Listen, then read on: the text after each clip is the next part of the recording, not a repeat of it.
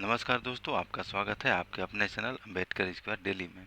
आज है 7 जून 2020 और आज जितने भी करंट अफेयर्स बन सकते थे उसे मैंने इस सेशन में कवर करने का प्रयास किया है।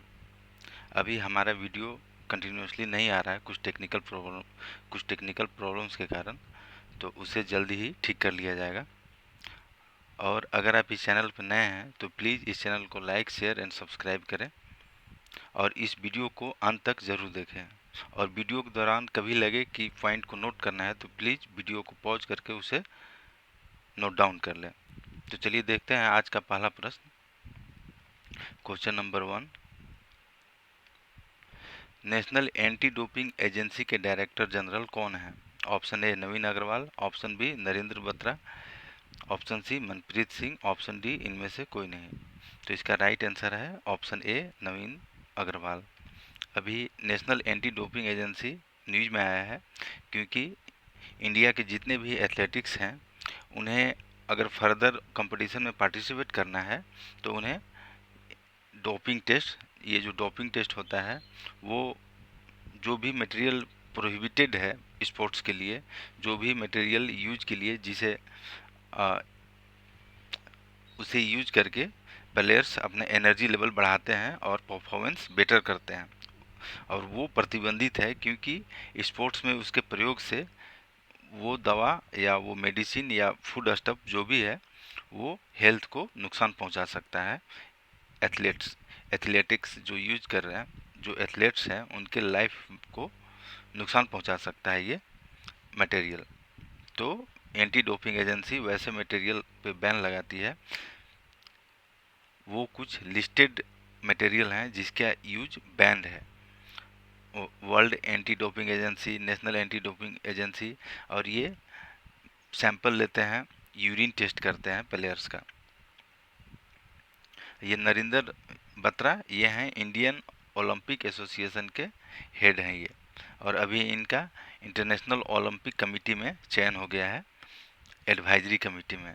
मनप्रीत सिंह ये हॉकी इंडिया मेंस टीम के कैप्टन हैं, ठीक है। और हॉकी इंडिया मेंस टीम के हेड कोच कौन है? Graham Reid. हॉकी इंडिया के हेड कोच हैं Graham Reid. Graham Reid, okay. तो चलिए देखते हैं नेक्स्ट क्वेश्चन। हमारा नेक्स्ट क्वेश्चन है, पीआईडीएफ की स्थापना किसने किया? Option A ministry of finance, option B RBI, option C SBI, option D SEBI. तो इसका राइट आंसर है आरबीआई। ये पीआईडीएफ क्या है? पीआईडीएफ है P for payment, D for development, P for payment, I for infrastructure, D for development, F for fund. ये अभी 500 करोड़ का फंड बनाया है आरबीआई ने, 500 करोड़ का। और इससे पॉइंट ऑफ सेल जो होता है, जैसे आप एटीएम से पैसा स्वैप कर सकते हैं कहीं भी, या बैंक में भी आप देखते होंगे ग्रीन कार्ड जो यूज करता है, वो सब होता है पॉइंट ऑफ सेल। और ऐसा इसलिए किया जा रहा है ताकि डिजिटल फाइनेंस, जो डिजिटली जो फाइनेंस करते हैं उसका यूज बढ़ जाए और उससे गवर्नमेंट को बेनिफिट होगा डिजिटल फाइनेंस से, क्योंकि करेंसी को प्रिंट करने में, उसे मेंटेन करने में काफ़ी कॉस्ट लगता है।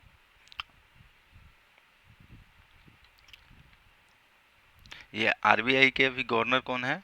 तो आरबीआई के भी गवर्नर हैं शक्तिकांत दास, और आरबीआई का गठन हुआ था 1935 में अंडर द आरबीआई एक्ट 1934।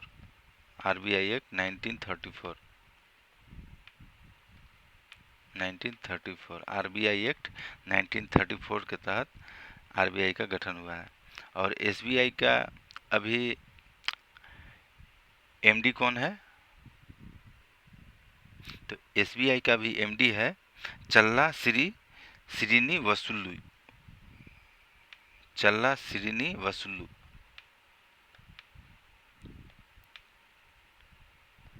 चन्ना श्रीनिवासुलु।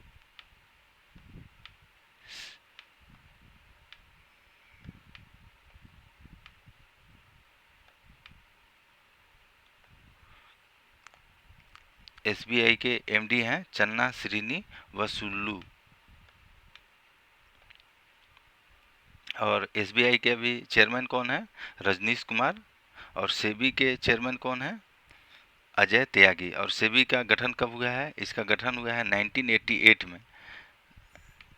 इसका गठन हुआ है 1988 में, लेकिन इसको वैधानिक दर्जा मिला है 1992 में, सेबी एक्ट 1992। चलिए देखते हैं next question. Women Asia cup 2022 का मेजबानी कौन करेगा? Option A Nepal, option B Iran, option C Japan, option D Bharat. तो इसका राइट आंसर है भारत। अभी एशिया फुटबॉल कमेटी जो है, एशियन फेडरेशन जो है, एशियन फेडरेशन जो फुटबॉल का है, वो इसकी मेजबानी भारत को दिया है और 2022 में भारत इसको होस्ट करेगा। ठीक है। और भारत के भी मेंस टीम के कैप्टन कौन है? सुनील छेत्री। और हेड कोच कौन है इंडियन फुटबॉल टीम के? तो हेड कोच हैं इगोर स्टाइमैक्स।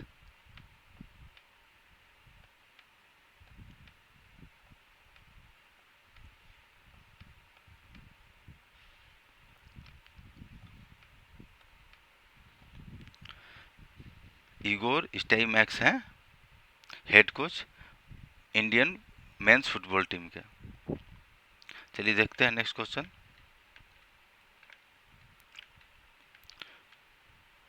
Question number 4। लॉकडाउन के दौरान कौन भारतीय खिलाड़ी कमाई के मामले में टॉप 10 में रहा? Option A Rohit Sharma, option B Virat Kohli, option C PV Sindhu, option D इनमें से कोई नहीं। तो राइट आंसर है बी।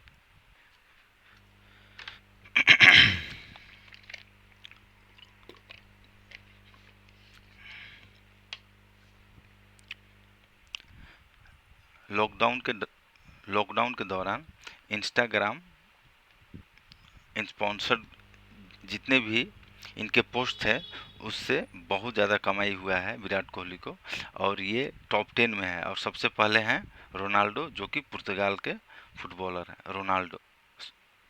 क्रिस्टियानो रोनाल्डो, ये हैं पुर्तगाल के। ये हैं टॉप पे, और विराट कोहली ये टॉप 10 में है, विराट कोहली। अब ये इंस्टाग्राम कहाँ की कंपनी है? इंस्टाग्राम है अमेरिकन कंपनी, जिसे फेसबुक ने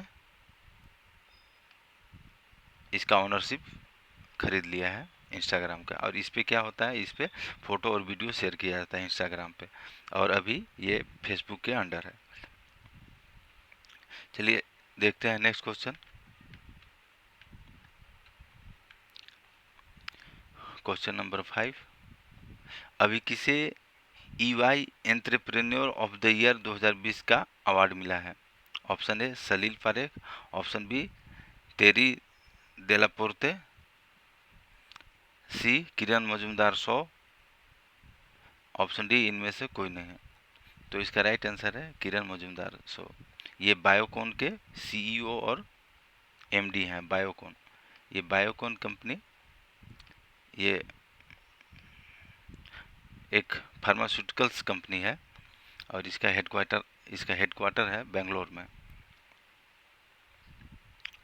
ठीक है। और ये EY entrepreneur of the year award इससे पहले भी बहुत सारे इंडियंस जीत चुके हैं, जैसे उदय कोटक, और इन्फोसिस के जो फाउंडर थे नारायण मूर्ति, वो भी जीत चुके हैं। ये सलील पारेख इन्फोसिस के MD हैं, और ये तेरी देलापोर्ते ये विप्रो के हैं, विप्रो। और सलील पारेख इन्फोसिस का हेडक्वार्टर है बेंगलोर में, और विप्रो का भी बेंगलोर में। Question number 6। Anti defection law किस अनुसूची के तहत आता है? Option A 8, option B 9, option C 10, option D 11। तो इसका राइट आंसर है ऑप्शन सी 10। ये अभी मणिपुर में 7 विधायक को डिस्क्वालीफाई करने पे वहाँ की हाई कोर्ट विचार कर रही है मणिपुर में, तो इसलिए मैंने इसे इसमें लिया है। ये शेड्यूल 10 में आता है। ओके। इसके तहत क्या है कि कोई भी एमएलए अपना पार्टी अगर छोड़ के जाता है दूसरे पार्टी में तो वो डिस्क्वालीफाई हो जाएगा। और इस पे जो सर्वोच्च राइट दिया गया है, जो सबसे ज़्यादा अधिकार दिया गया है डिसाइड करने के लिए, वो है स्पीकर के पास। हाउस का स्पीकर डिसाइड करेगा कि वो डिस्क्वालीफाई होगा या नहीं होगा। यह है एंटी डिफेक्शन लॉ। ये 10th शेड्यूल में है, 10वीं सूची। चलिए क्वेश्चन नंबर 7 देखते हैं। नोरिल्स नोरिल्स कहाँ पर स्थित है? ऑप्शन ए रूस, option B Germany, option C France, option D Canada. तो इसका राइट आंसर है रूस। अभी ये न्यूज में है क्योंकि वहाँ पे ऑयल स्पिलिंग हो गया है। मतलब ऑयल, डीजल ऑयल जो है जिसे यूज किया जाता है हीटिंग के लिए, वहाँ पे वो टंकी फट गया है, जिस कारण से तेल जो है डीजल तेल वो फैल चुका है उस एरिया में। अब वो इन्वायरमेंट को बहुत ज़्यादा नुकसान पहुंचाएगी। इसलिए ये शहर है एक रूस का, नोरिल्स को। और ये यहाँ पे तेल का एक टैंक था वो फट गया है। तेल का टैंक का फटने का कारण है परमाफ्रोस्ट। इसे आप देख लें एक बार, परमाफ्रोस्ट। ये परमाफ्रोस्ट क्या है? परमाफ्रोस्ट, परमाफ्रोस्ट में ये मिट्टी, आइस दोनों का कॉम्बिनेशन होता है परमाफ्रोस्ट। और ये एक बहुत बड़े एरिया में फैला हुआ है, रसिया से लेकर के कनाडा तक। तो ये जब गर्मी में मेल्ट होता है, जैसे ग्लोबल वार्मिंग हो रहा है उस कारण से जी ये मेल्ट होता है, तो ज़मीन धंस जाता है या इस टाइप का कुछ घटना होता है। तो इस कारण से एक वहाँ की कंपनी थी और वो ऑयल को रिजर्व रखी हुई थी, और ये परमाफ्रोस्ट के कारण वो टंकी फट जाता है और ऑयल स्पिल कर जाता है, वहाँ से फैल जाता है पूरे एरिया में। और वहाँ का जो डीजल जो यूज किया जाता है हीटिंग के लिए, उसे उसको कलर कर दिया जाता है रेड कलर में। और वो पूरा एरिया जो है, पूरा नदी जो है, एक वहाँ पे नदी है जिसका नाम है अम्बरनायर रिवर है वहाँ पे, और उसका भी कलर रेड हो गया है। ये देखते हैं क्वेश्चन नंबर 8।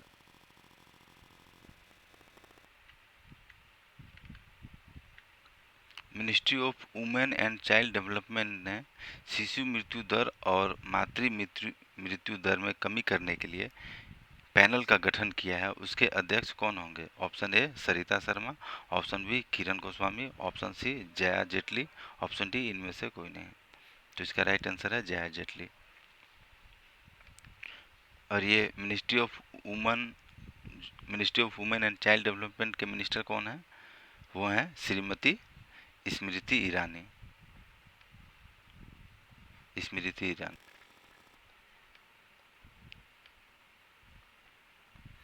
नेजोफ्रेंजियल नेजोफ्रेंजियल स्वैब जो कोविड-19 सैंपल कलेक्ट करने के लिए प्रयोग किया जाएगा, ये किसके द्वारा विकसित किया गया है? Option A national chemical laboratory, option B ICMR, option C IIV, option D IISc. तो इसका राइट आंसर है नेशनल केमिकल लेबोरेटरी। ये है पूना की एक लेबोरेटरी, और इसने डेवलप किया है नेजोफ्रेजियल स्वैब। नेजोफेरिजियल जो नोज से सैंपल को कलेक्ट किया जाएगा, और स्वैब मतलब जैसे ईयरबड हम लोग देखते हैं जो अपना कान को साफ करने के लिए यूज करते हैं, उसी टाइप का होता है। और वो नेजोफ्रेजियल जो है नाक में डाल करके उससे उसका सैंपल को लिया जाएगा, जैसे कफ वगैरह हो गया, वो उसको कलेक्ट करके उससे फिर फर्दर प्रोसेसिंग किया जाएगा। वो है नेजोफ्रेजियल स्वैब। ये विकसित किया है नेशनल केमिकल लेबोरेटरी ने, अपने देश में ये बनाया गया है। इसे हम बोलते हैं इंडिजीनियस। ये आईआईवी कहाँ पे है? ये भी पुणे में है, Indian institute of virology. Question number 10 देखते हैं। फार्माकोपिया आयोग किस मंत्रालय के अधीन कार्य करेगी? Option A ministry of health and family welfare, option B ministry of women and child development, option C ministry of Ayush, option D इनमें से कोई नहीं। तो इसका राइट आंसर है मिनिस्ट्री ऑफ आयुष। ये फार्माकोपिया आयोग क्या है? अभी इंडियन मेडिसिन जो है, इंडियन मेडिसिन जो लेबोरेटरी यूज करते हैं वो अलग होता है, और होम्योपैथी जो लेबोरेटरी यूज करते हैं टेस्ट के लिए वो अलग होता है। तो ये दोनों को मिला करके, होम्योपैथी और इंडियन मेडिसिन दोनों के लेबोरेटरी को मिला करके ये अब काम करेगी, और इसे देखेगी फार्माकोपिया आयोग, ठीक है। और ये मिनिस्ट्री ऑफ आयुष के अंडर में काम करेगा। अब मिनिस्टर ऑफ आयुष कौन है? ये है श्रीपद नायक। श्रीपद नायक है minister of Ayush. Ministry of health and family welfare minister कौन है? तो ये हैं हर्षवर्धन सिंह। अब इनके पास दो और पोर्टफोलियो है, मतलब दो और मंत्रालय है इनके पास, हर्षवर्धन सिंह के पास, और वो है ministry of science and technology, और दूसरा है मिनिस्ट्री ऑफ अर्थ साइंस, ठीक है। तो इनके पास 3 पोर्टफोलियो है हर्षवर्धन। और minister of women and child development कौन है? तो ये है श्रीमती स्मृति ईरानी। Thank you. अगर आपको ये वीडियो अच्छा लगा हो तो प्लीज़ इसे लाइक, शेयर एंड सब्सक्राइब जरूर करें, और बेटरमेंट के लिए कमेंट सेक्शन में ज़रूर अपना कमेंट दें।